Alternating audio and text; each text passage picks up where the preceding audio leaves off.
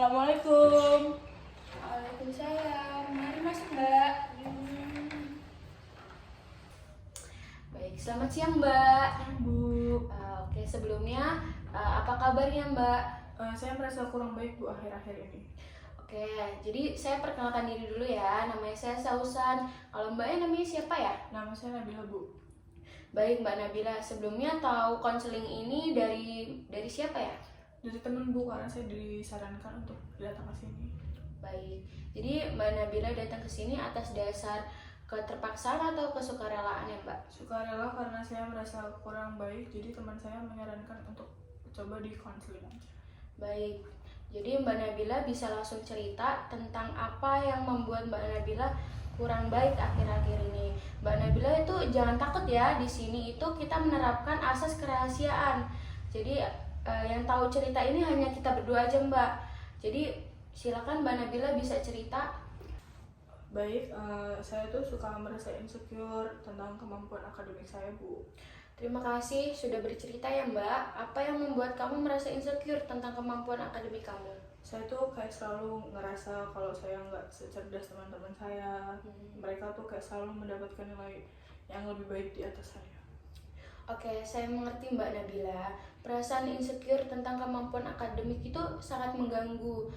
Jadi apa yang Mbak Nabila rasakan tentang perasaan ini di keseharian Mbak? Saya tuh sering merasa stres dan cemas setiap kali ada ujian atau tugas besar. Saya ngerasa kalau saya tuh nggak yakin kalau saya tuh bisa berhasil.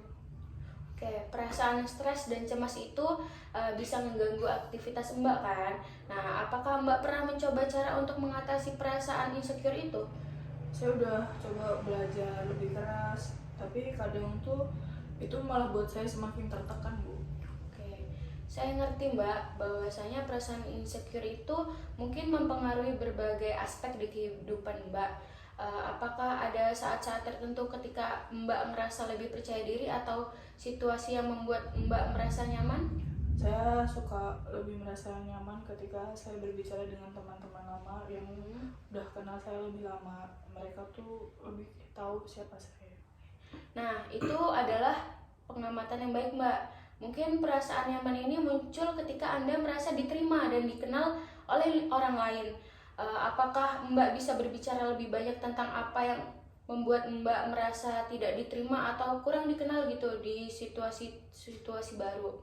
Saya pikir saya selalu merasa bahwa orang lain tuh lebih cerdas atau lebih berpengetahuan daripada saya. Jadi saya tuh ngerasa kayak nggak sebanding. Saya takut kalau saya berbicara orang akan menilai saya. Oke, perasaan ini mengidentifikasi tingginya standar yang Mbak tetapkan untuk diri Mbak sendiri, kekhawatiran yang tentang pandangan orang lain ke Mbak. Apakah Mbak pernah berpikir untuk mencari cara untuk memperbaiki rasa percaya diri itu? Saya udah coba beberapa hal seperti membaca buku tentang pengembangan diri, tetapi kayaknya itu belum membantu. Oke, membaca buku tentang pengembangan diri adalah langkah yang baik Mbak. Tetapi seringkali perasaan insecure itu berakhir dalam pemahaman diri yang mendalam Mbak. Apakah Mbak ingin mencoba berbicara lebih banyak tentang pengalaman Mbak dalam terapi ini? Mungkin itu bisa membantu kita menemukan akar permasalahan insecure yang Mbak rasakan. Saya pikir saya ingin mencoba. Saya hanya ingin merasa lebih percaya diri dan nyaman di situasi-situasi sosial. Oke, itu adalah tujuan utama yang baik Mbak.